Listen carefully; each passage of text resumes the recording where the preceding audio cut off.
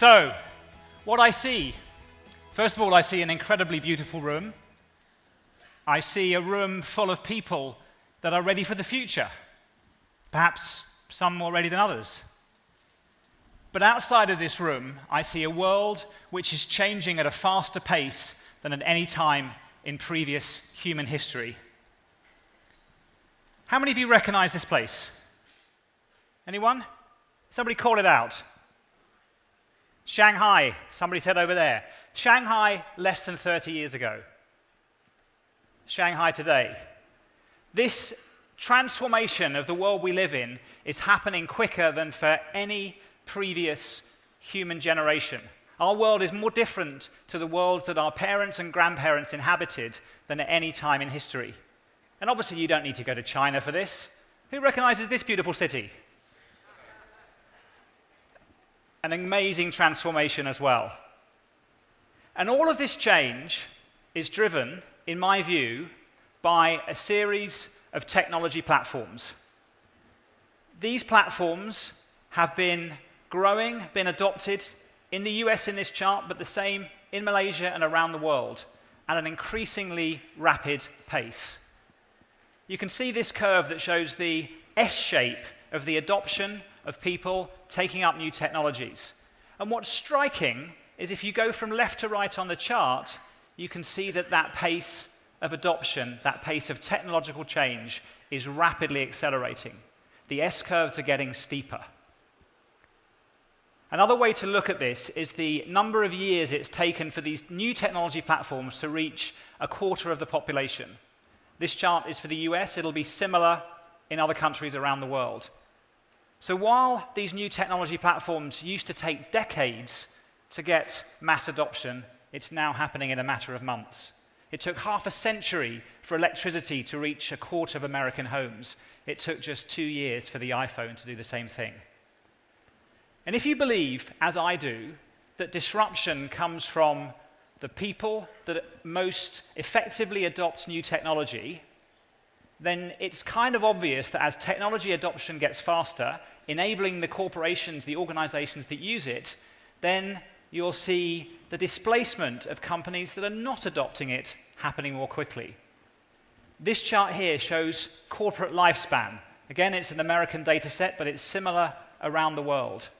What you see is that if you were a company in the top 500 US companies in 1960, you would expect to stay in that elite group for 60 years. Today, it's less than 20. It'll be 15 years in the next decade. So the disruptors are displacing the disrupted, and it's happening quicker than ever before. And you might think, well, I'm from a sector which is not so affected by technology, not so affected by digital, so I don't need to worry. Well, you should all worry, because this is a curve showing how it's affecting different sectors.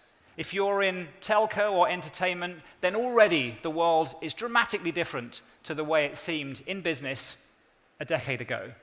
If you're in one of these other sectors further down the curve, it doesn't mean it's not happening. It's just that it's going to take a little while to catch up, and it's starting to happen now. So disruption is affecting all of us. So the clear imperative for all of us, I think, is disruption is coming. It's a choice for us. Are we going to be a disruptor, or are we going to be disrupted? Now, coming closer to my personal experience set, my day job, when I'm not standing up here talking to folks like you, is working in a startup factory, a factory of disruptive businesses back in London. I went there after spending 10 years running the Google's business in the UK. And over a period of 20 years, that organization has founded 40 companies which each have the mandate of disrupting a sector. My focus is on fintech, which I'll come back to. But in looking to start new disruptive companies, what do we look for? What should you be looking for in looking for disruptive actions within your organizations or businesses to partner with and invest in? So first of all, there has to be a clear problem. A problem which the organization wants to fix. Typically, it'll be a hugely inefficient process, or it'll be customers that are badly served by high prices or an awful experience. That's the germ of the idea. You need a solution, something innovative and exciting and new, which is using a clever new idea, typically enabled by something recent that has changed. And that's important, so I'll come back to that. And then lastly, clearly you need a team with the skills and passion to take this on. Usually, they will have some first-hand experience of the problem. They will be motivated by the mission to fix the problem, more so than just making money. Often their mission seems to have crazy missionary zeal to it. And most often, the people organizing these disruptive efforts have given up something to take it on, and that drives their passion. Let's look at Google through this lens. Obviously, you're all familiar with Google. It started in 1998 by Larry and Sergey. And the problem that they were addressing was that the internet was growing incredibly quickly. The number of sites that you might want to navigate to was becoming measured in the millions. And the old-fashioned way of finding those sites, the directory structure of organizations like Yahoo, just couldn't cope with the scale. And the search engines of the time were just using basic keyword matching, and they weren't surfacing the best results. The solution that Larry and Sergey came up with was a clever system that looked at the authority of a site based upon the other sites that linked to it. And the new technological breakthrough was the fact that for the first time we had computers and servers powerful enough to take this enormous data set and do the analysis and the calculations to surface the top results. And the team behind that, 2 young PhD students that decided to give up on their PhDs, on their doctorate degrees, in order to pursue this mission, which they articulated as to organize the world's information, to people in a garage and make it universally useful and accessible. So a kind of crazy ambition relative to the size of the resources. Often the blueprint of a real disruptive idea. Now, back to my world. To illustrate the area I work in, there was a recent publication of the top 50 fintech companies in Europe, and I worked directly with 4 of them. I co-founded 2 of them. And a number of all of those 4 are in some way funded by Blenheim Chalcott, my organization.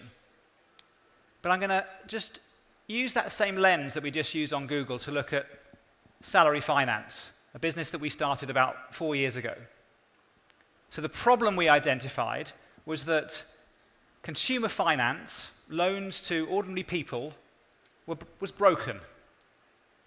Typically, about 70% of people who apply for a loan from a high street bank, in the UK at least, about 70% of people get declined. And those that do get accepted often pay very high interest rates if their credit scores and their personal credit history is not perfect. So the solution that the team came up with was, let's work through the employer. The reason loans are difficult to issue to all people is because some people don't pay you back. If you can collect the loan repayments directly from payroll, then everybody pays you back. So that was the innovative idea, the disruptive idea. And the breakthrough, the thing that was changing, was that employers were increasingly having a focus on the whole well-being of their staff and thinking about mental well-being. And for the first time, we had really strong data to link financial stress with mental health, which was starting to motivate employers to be involved. And the team behind that, there's an ugly grey bloke in the middle, but then the chap in the blue shirt, he was working as the youngest partner in a consulting firm in London. He just made his partner. He was due to earn $500,000 a year. But his nanny, the lady that looked after his 2 young kids, was financially stressed. He found out that she was financially stressed because she was paying a lot of interest on her credit card at a very high rate. So he paid off her card for her and took a few pounds out of her wages every week until everyone was paid back. And he thought, this is an idea that should be available to everybody. And so he quit his job, his big salary, his safe career, in order to start something different. and set up the purpose to help millions of employees around the world become financially healthier and happier. So hopefully you can see from those two examples a blueprint. And just to explain exactly how that innovation works, you can see for a typical bank, it has to cover the cost of customer acquisition, lots of losses from people who don't pay back, and a cost of operations. In order to make enough margin, they have to charge a high interest rate. If you have a different structure where you do something innovative, a new idea working through the employer, then you can dramatically reduce 3 of the cost items and charge people a lower price. Now, I said when I looked at the blueprint of a disruptor that often it's enabled by recent changes in regulation, technology, or the behavior and expectations of your customer set. Now, why is that? The reason is that most of what's been possible for years or decades has already been tried by lots of people. The world is full of smart people trying to address problems, trying to build businesses.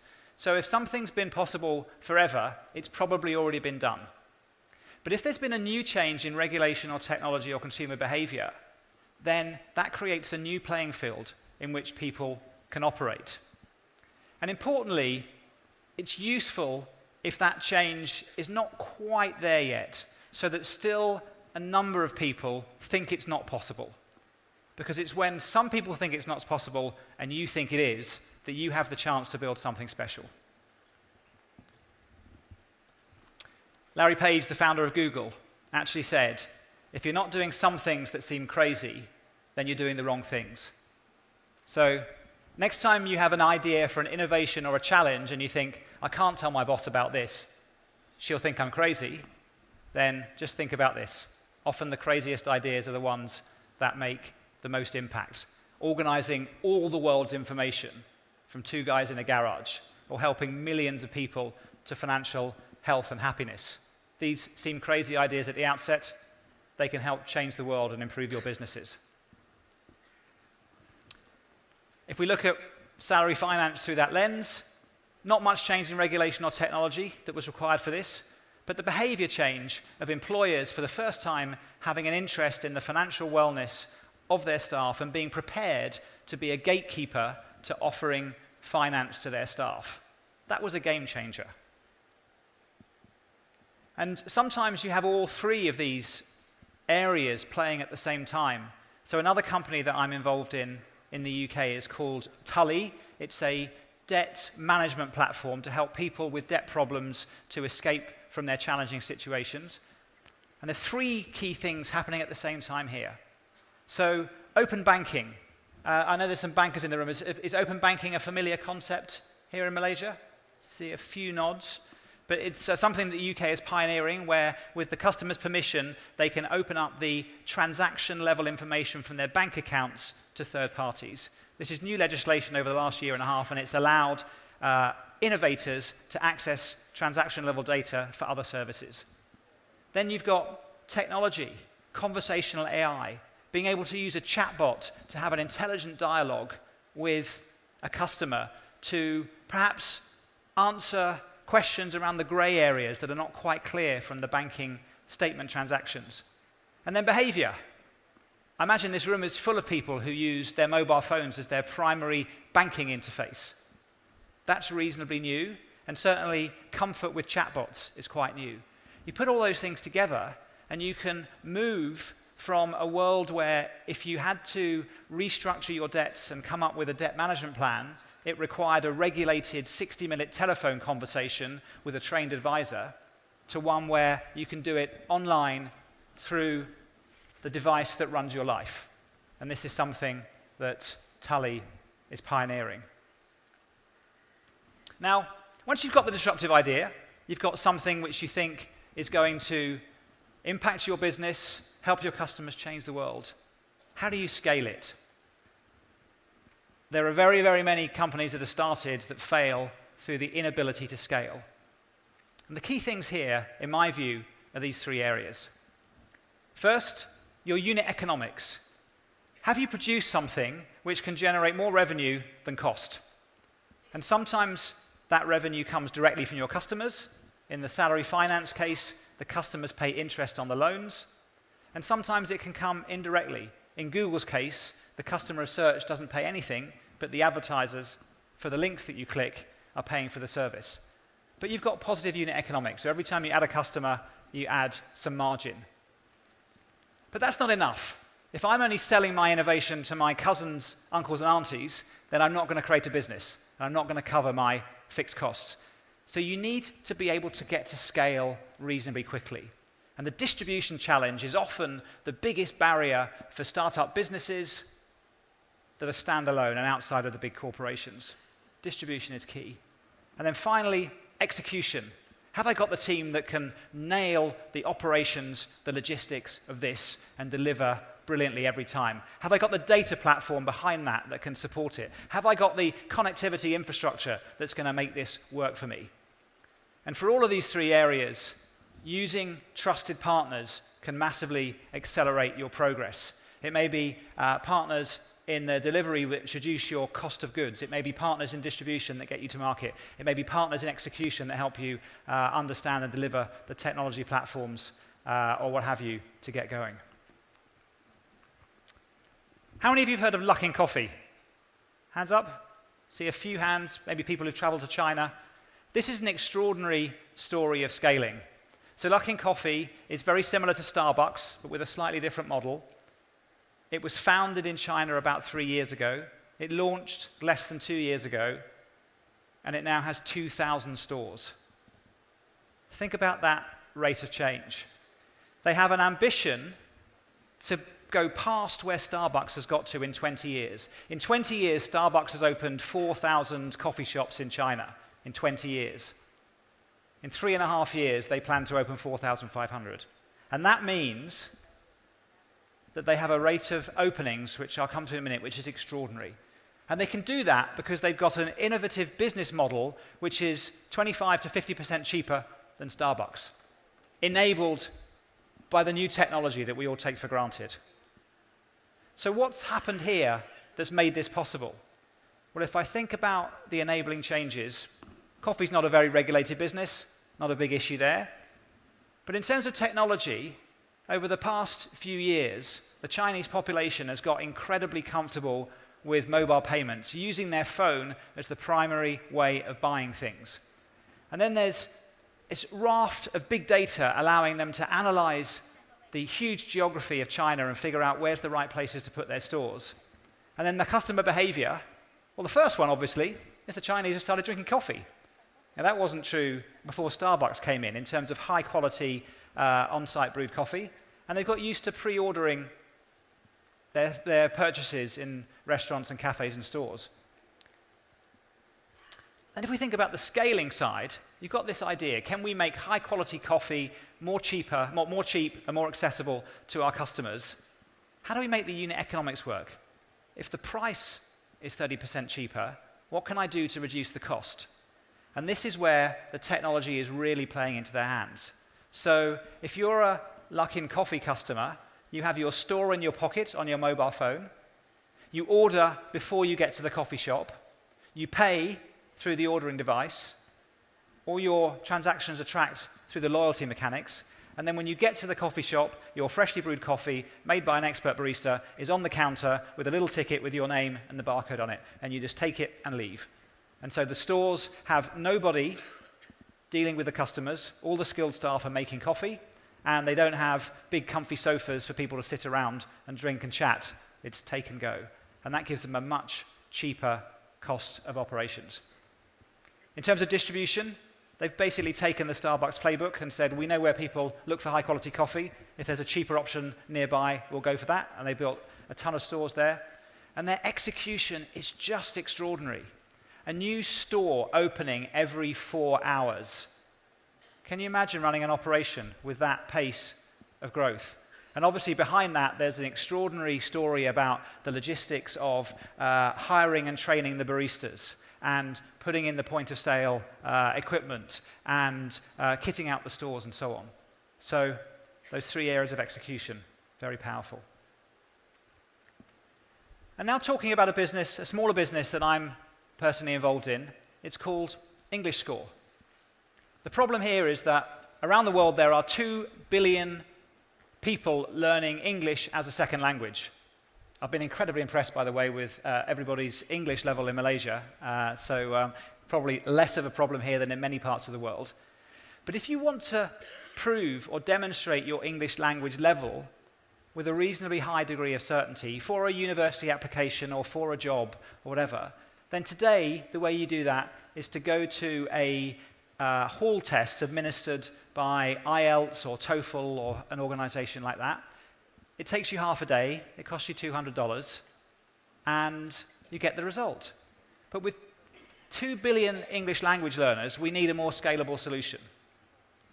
The solution is to, again, use the mobile device we all carry in our pockets. You can take the test on that, and now, for the first time, with a front-facing camera and the facial recognition software and so on, you can do the invigilation. You can demonstrate that the person taking the test is the same person that's applying for the job. And so that's a new breakthrough in technology. And the team behind that, there's me, who knows a bit about tech, and then there's Mike Curry, my partner there, who has a lifelong career in digital education and learning. And crucially, a partnership between Blenheim Chalcott, the tech business, and the British Council, the language learning and testing leader in the world. So we have this service now launched. It's in pilot right now in India, coming to Malaysia soon. And the way it scales is that because it's a self-service mobile test, the unit economics are pretty attractive. The incremental cost of one extra test is essentially zero. And then you can make money by allowing people to pay for a premium certificate for their test, or asking third parties to give you a fee, a lead fee, if one of these test takers then follows a link to become a language learner for a paid-for course. And so you've got your positive unit economics. Distribution, we've obviously got the vast reach of the British Council through their learning centres and their online platforms and their social channels. And increasingly, we're distributing through employers. So many employers who are hiring people with a need for a certain level of English will interview a bunch of people who are not actually at the English level required for the job, wasting time and money in the interview process. So instead, we have employers in India now asking their applicants to take the English score test before they come for first interview. And that way it streamlines the interview process. And so we can use employers as our marketing channel to get people to use our test. And in terms of execution, as I mentioned, British Council, test design, invigilation, scoring, and so on. Blenheim Chalcott, mobile app design and development, scaling, security, facial recognition, and all of that built around a great user experience. And you can see that trusted partner collaboration is, once again, the key to successful disruption.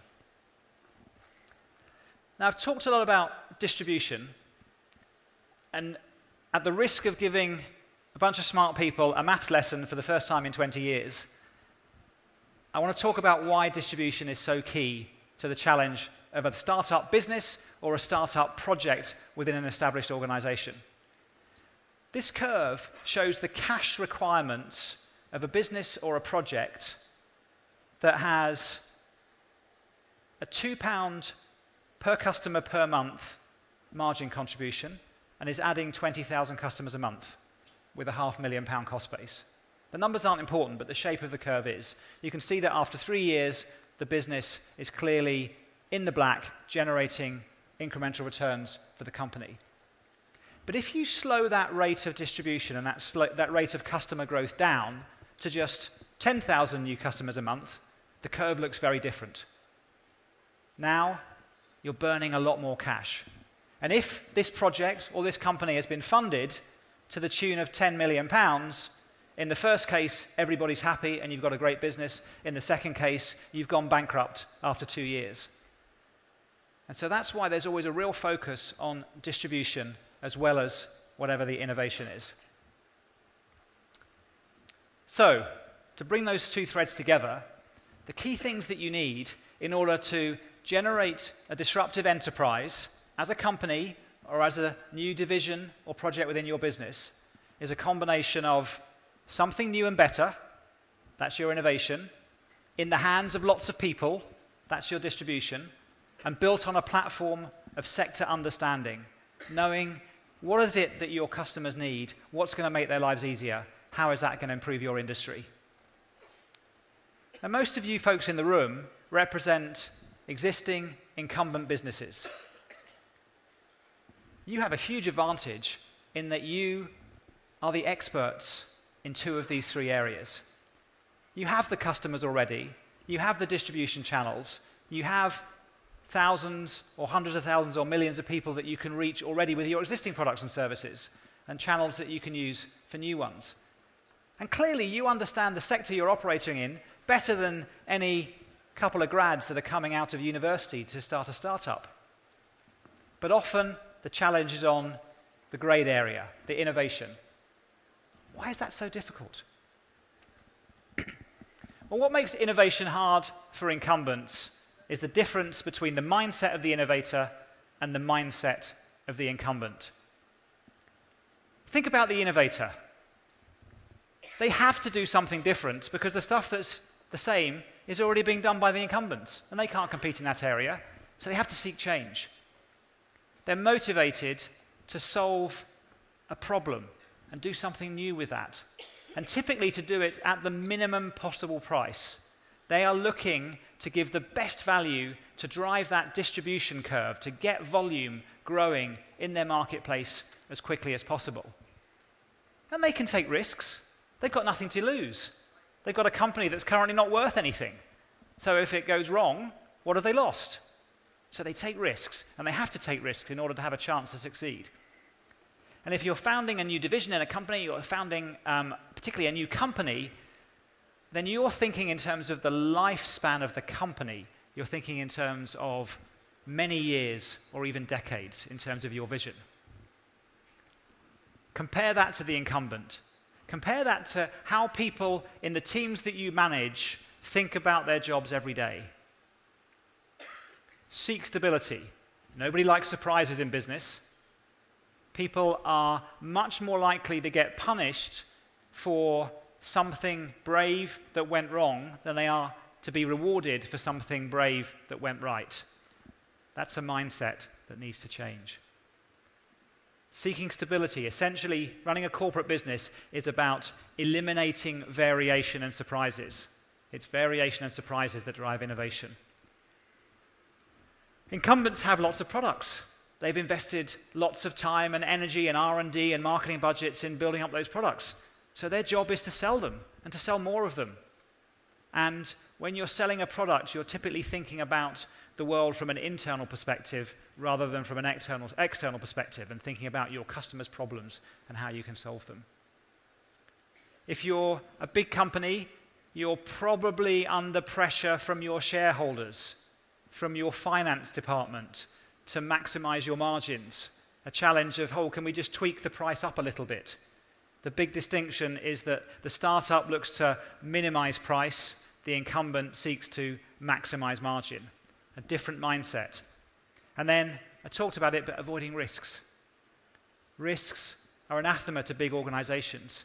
And you typically, the natural state of a big organization is for people to try to minimize risks and hide any failure results if they happen on their watch. And it's failure which drives the largest and fastest rate of learning in organizations. So you need to find a way to allow people to experiment, to take risks, and to cycle that very quickly.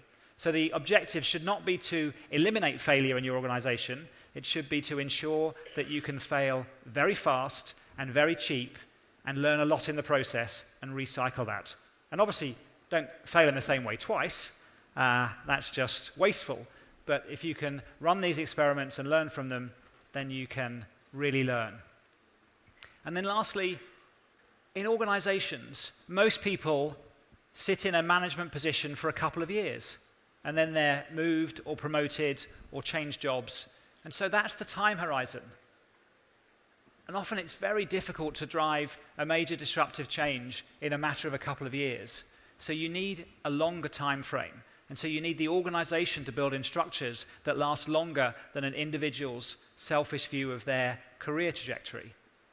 And so That's why it's hard for incumbents, and that's why, although you're advantaged in distribution and you're advantaged in sector knowledge, you are often beaten by the startups in terms of disruption, because innovation is structurally easier for them.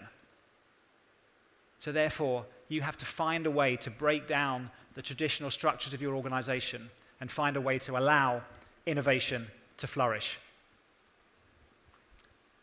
You'll recognize many of these logos. These are organizations that failed in that test, in that challenge. Often, they were very aware of the innovator that was reinventing their market. Blockbuster had the opportunity to buy Netflix in the year 2000 for 1% of the money they'd raised in their recent IPO, for $50 million. They passed because the Blockbuster business model, the incumbent business model, was based upon one thing. Who knows what was the primary revenue driver for Blockbuster, the store-based DVD and video rental service? Somebody said over here, late fees. So in theory, you paid $5 for a video for a night. In practice, most people returned their videos 3 days later and paid a $15 fine. Customers hated it, but it was a huge revenue driver. And then when Netflix came along, initially with the idea that we would have a subscription service where you pay a certain amount a month, you get sent a DVD by the post, and then it's sent back to you. By definition, there are no late fees. So the incumbent business model, the drug of high margin revenue, was something they couldn't get off, so they couldn't adopt the future. You have to be prepared to allow your organization to cannibalize itself and go to new places where the margins may be lower, but the customer opportunity is larger. Kodak invented the digital camera, but they had an 80% gross margin business selling film and printer paper. That wasn't going to happen in the digital world, so they let that great technology be adopted by others. And while there are still a few Borders bookshops, clearly it was the bookshops that already had the inventory and the distribution that should have been able to do the at-home delivery more than a startup like Amazon. So how can we do it differently to how these guys did it? I'm going to give you 2 examples and then some general principles. The first example is Netflix. Now, we think of Netflix as disrupting Blockbuster, but the more interesting story is how Netflix disrupted itself. So Netflix was founded, as I described, as a DVD by post rental service. You paid a subscription, you got your DVDs in the post, and you got a new one sent to you when you sent the previous one back. But the guys running Netflix knew that with the advances in digital technology, with the advances in connectivity and fixed line and mobile broadband, it was going to become possible for people to stream their videos into their homes directly. When they were initially doing their DVD by rental, very few people had sufficient bandwidth for that to be possible. So it was a tiny part of the business initially. But it grew, and they could see that that was going to be the future.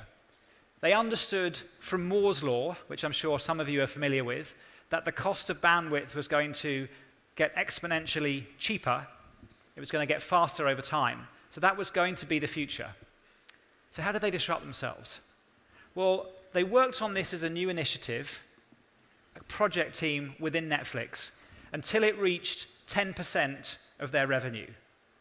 When Netflix was 90% DVD by post, 10% streaming, they took the people who ran the 90% of the business off the executive team. Can you imagine taking 90% of your revenue off the executive team? They did this because they felt that the old way of thinking, the incumbent mindset of physical items in the post, was going to hamper their ability to get to the new digital world. And so they took those guys' voices out of the executive room. They were still valued members of the organization running their own division, but the core executive team was the people who were focused on the future.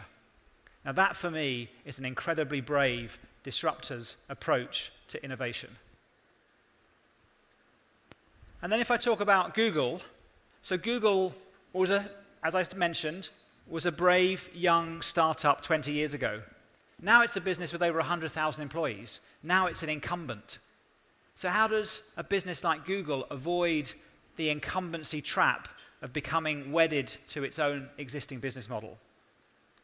Well, what they do, and what they've done for the last 15 years, is to very consciously figure out what areas of the business every engineer and every product manager is working on, and to reallocate those resources until they get to 70-20-10, where 70% of the resources are against the core business. You have to keep serving your customers and making sure your basic ads and search and YouTube and maps continues to get better.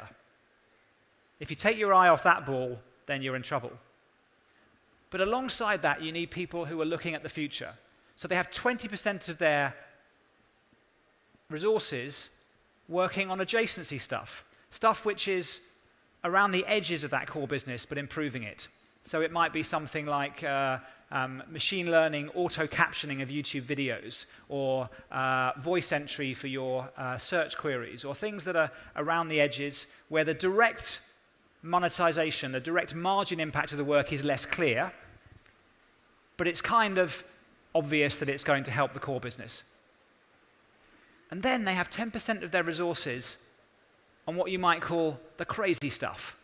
The stuff where it's consistent with that original mission of we want to organize the world's information and make it universally useful, or it's consistent with the more recent mission of using technology to solve the world's biggest problems.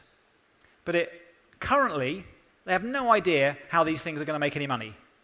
But they know that if they solve a problem with technology that helps enough people, then the revenue model will reveal itself. So think in your organizations, do you have a percentage of your talent working on stuff outside of your core that is about the future? Because that's what the digital leaders are doing. And they've made this have some physical form in the idea of Google X. So they've carved off a bunch of the Google resources under the alphabet parent and called it X. And the mission of X is to create radical new technologies to solve some of the world's biggest problems. And for them, that means let's look for a huge problem, a problem that affects maybe tens of millions or hundreds of millions of people in the world, a radical solution, a solution which on the face of it sounds crazy, because if it doesn't sound crazy, somebody's already tried it, and you're unlikely to get a first to market. And where there is a breakthrough in technology which allows the thing that used to be crazy to be maybe possible. So if we think back 10 years to when the driverless car initiative was started at Google, the big problem, you got about 1.1 million people every year die in road traffic accidents. Turns out that very rarely is the car at fault. Who's at fault? The driver, right? So the crazy solution, if drivers are killing each other, let's take the driver out of the control position in the vehicle. 10 years ago, that sounded crazy, but it was just starting to be possible because the latest technology developments in high-definition GPS and radar and LiDAR and virtual maps and so on was making it possible. And then other areas that Google is working in is a joint venture with a big pharmaceutical company called Novartis to develop a glucose meter that sits on a contact lens so that diabetics can measure themselves directly through an app on their smartphone. You can see how that's a huge problem with a radical solution. Crazy idea. Hey, let's stick a glucose meter in your eye. That sounds like crazy, but breakthrough technology, it's now possible. And then, I won't ask you to guess what this is, but this is a wind turbine. So there's huge growth in wind-powered electricity generation around the world.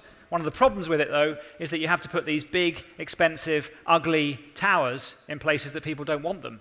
So if you can put the turbines on a glider, which is 400 meters in the sky, then that can create a breakthrough in efficiency and acceptability. So these are the kind of ideas that are coming out of X, and they're coming out of having a team which is not constrained by, am I going to add 5% to my earnings year on year? Am I going to meet my quarterly revenue targets and submissions to Wall Street? So, as a bunch of business leaders, what can you do to remove the barriers to innovation that your teams are facing?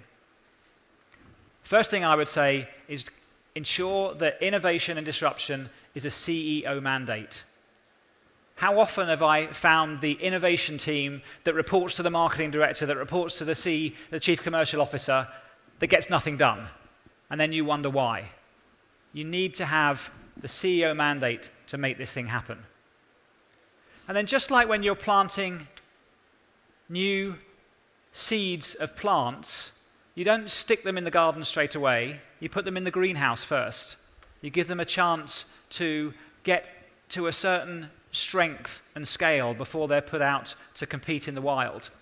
And so an incubation unit, investing in something like Google X on a more appropriate scale for your organization, is important. Non-financial metrics.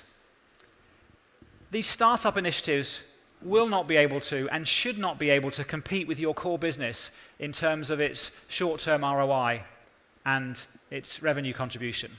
But if you've got metrics like solving your customers' problems, metrics like driving up the innovation quotient of our business, how it's seen from the outside world, then those things can be very motivating for your staff to work on and help you succeed. Next thing, cross-functional KPIs. I've seen many cases where the innovation team in the incubation unit have got clear objectives, but they're not shared by the rest of the organization. So when those ideas graduate into the big organization, the organization kills them off because they see them as a threat. They see them as cannibalizing their core business. So as a leadership team, you need to ensure that you're sharing objectives between the innovation team folks and the folks in the core lines of business that are tasked with giving them the distribution they need to be successful. And then I've talked about encouraging managed failure.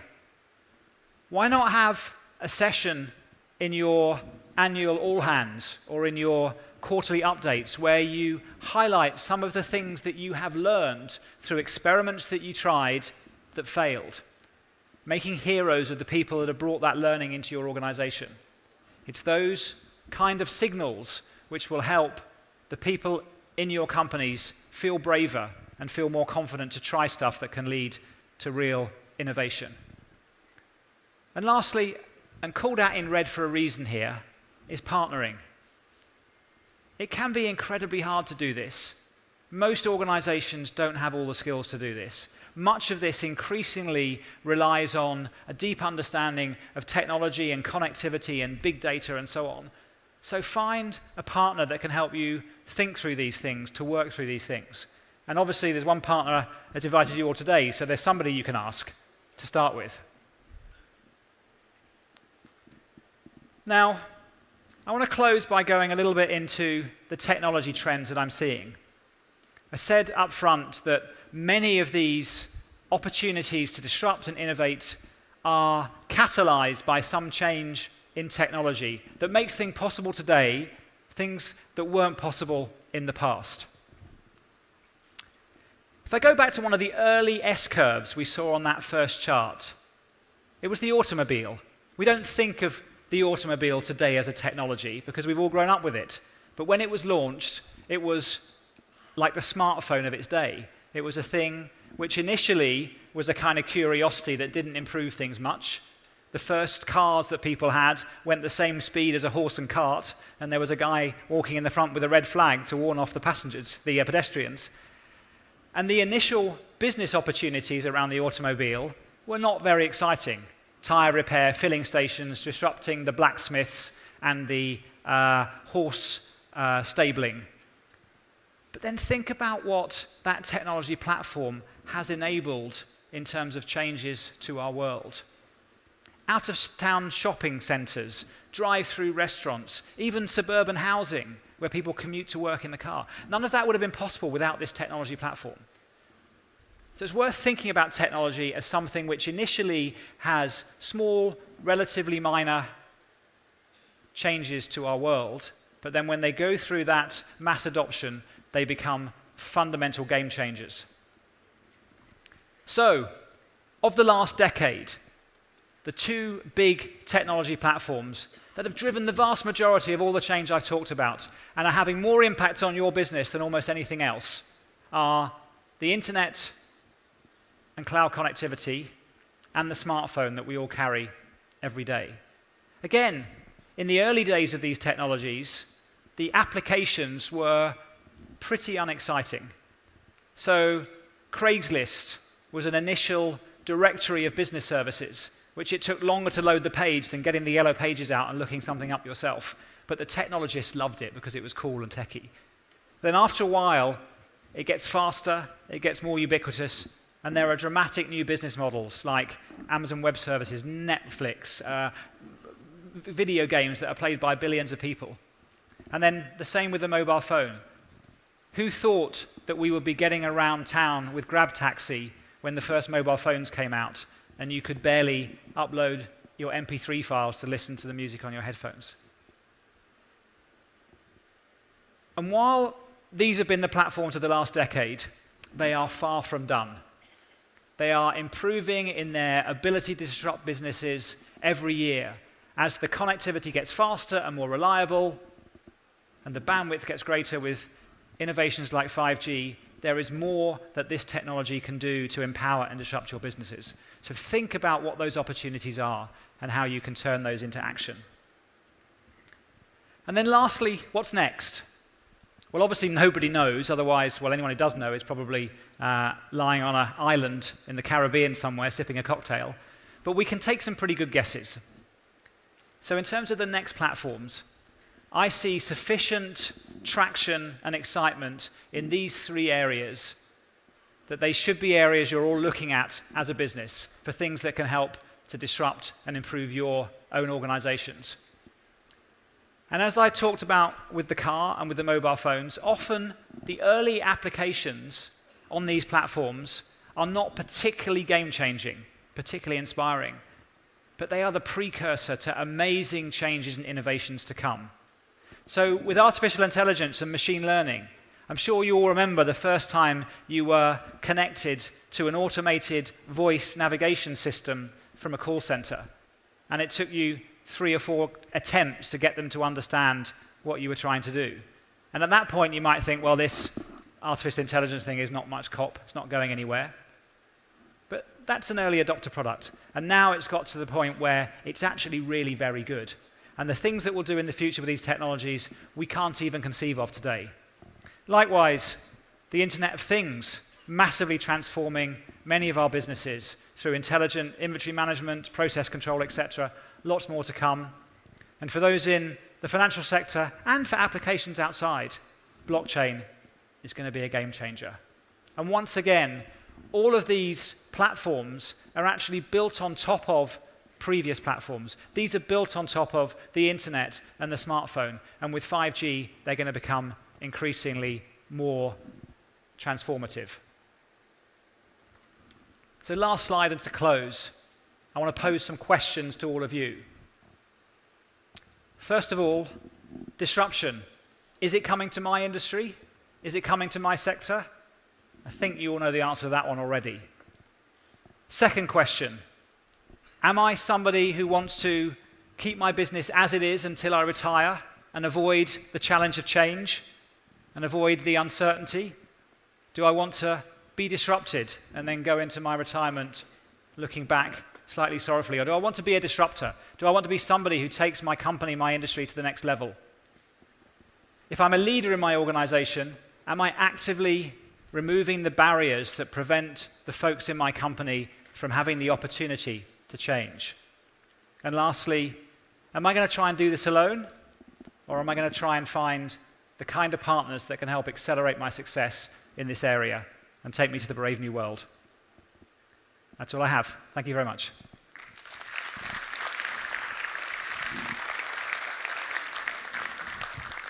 Now, looking at the clock, we've got a few minutes for questions. So I don't know whether this audience is going to be brave and ask some questions, or whether you're going to let me stand here looking slightly awkward while I try to get a question from you. So we've got some mics, I believe. Yes, there's one at the back there. Does anybody want to kick us off with the first question? Just raise your hand.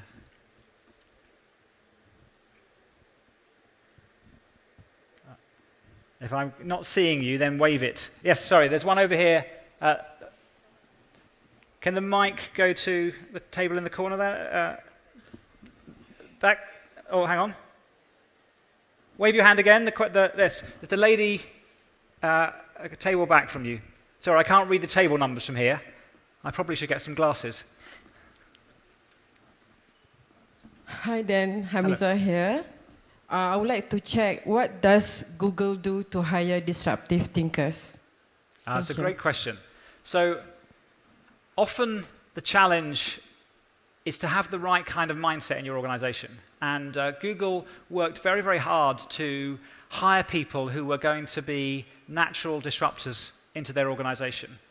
So at the very basic level, part of the selection process was specifically designed to look for curious problem solvers. That was the definition of the role profile they were looking for.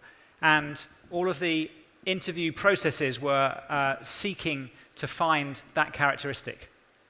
And I'll give you one lovely example of this, an illustration of this. Early days in Google, they put a recruiting billboard up, one outside Harvard University and one outside Stanford University, where it just said on it, first 10-digit prime in E. So E is the mathematical constant that some of you might remember from when you studied maths at school. And it's got a recursive number, something like 2.1828182859, and it goes on for a long time. And then there is a 10-digit sequence going from digit 99 to 109, which is a prime number. And if you put that number into Google at the time, .com, it took you to a page where there were a bunch of questions. And if you answered those questions, it took you to a page where there were some programming challenges. And if you answered those programming challenges, it took you to a page that said, you seem like the kind of curious problem solver that would enjoy working at Google. Please send us your resume. The first billboard didn't even have the brand name on it.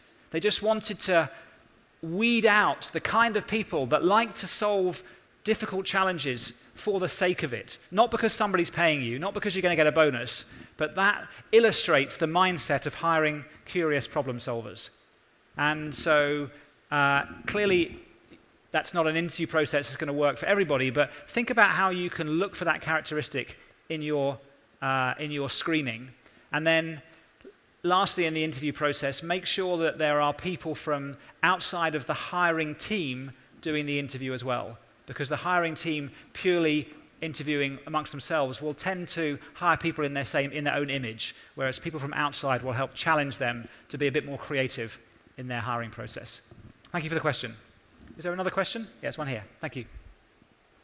Thank you. Great presentation. My name is Ted Mustafa from Telecom Malaysia. We talked about just now between takes risks and avoid risks, long-term and short-term. We always have a dilemma of being a disruptor. To have this DNA and as well as supporting these two requirements of we should avoid risk, takes risk, short-term and long-term. Can you explain that how we have this to have the balance to meet our numbers, for example?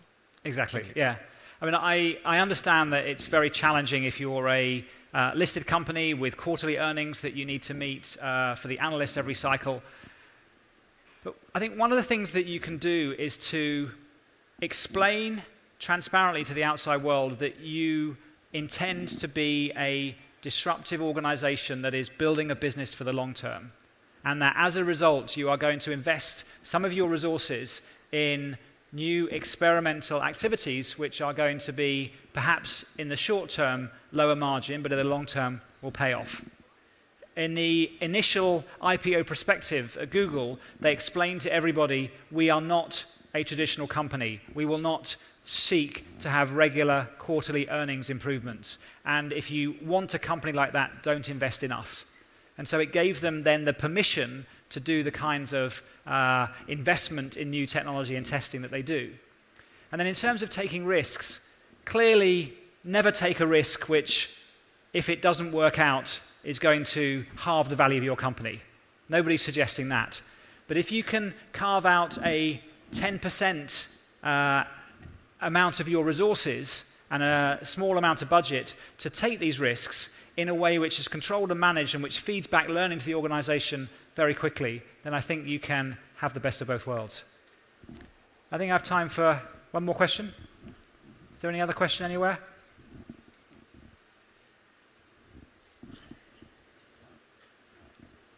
Is there a... Yes, there's one here. Please, sir. Hi. Yeah. Hello? Perfect. Just a question. In terms of disruption, at which stage do you see an area, let's say Malaysia, where there isn't much of a critical mass, disruptors going in, or it's better to be as an agent of disruptor for another disruptor going in? Which is the better modus operandi in what you've seen throughout the world so far? So just to make sure I understand the question, you're saying for a country like Malaysia, 40 million, 30, 40 million people, maybe not the critical mass, should it be a disruptor or should it be working with disruptors from outside? Yeah. I'm just saying, if you're based on your experience throughout the world. Yes. Business model-wise, which is the most? I think you need to do a bit of both. I think Silicon Valley and possibly now some parts of China have the possibility to drive things reasonably independently on their own. But I think for other parts of the world, you need a combination of building homegrown ideas and disruptors. You look at something like GrabTaxi, was born here in Malaysia and has become a regional leader. So there's no reason why stuff like that can't come from here. But at the same time, think about making Malaysia a place which is attractive and exciting for other global leaders to make Kuala Lumpur their regional hub. You know, you've seen challenges in Hong Kong right now. Costs in Singapore are increasing. Could Kuala Lumpur be the place that attracts that kind of talent? And certainly the history in the UK, which has now got a very strong disruptive technology scene, started with us playing host as the European hub for lots of technology companies from the US.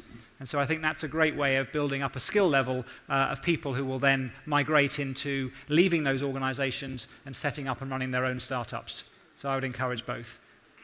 So we're out of time. I'll just finish by saying thank you very much for giving me the opportunity to speak to you. You have a very exciting future ahead of you. It's all about technology and disruption. Grasp it with both hands, hold hands with your partners, and I wish you all the very best of luck. Thank you.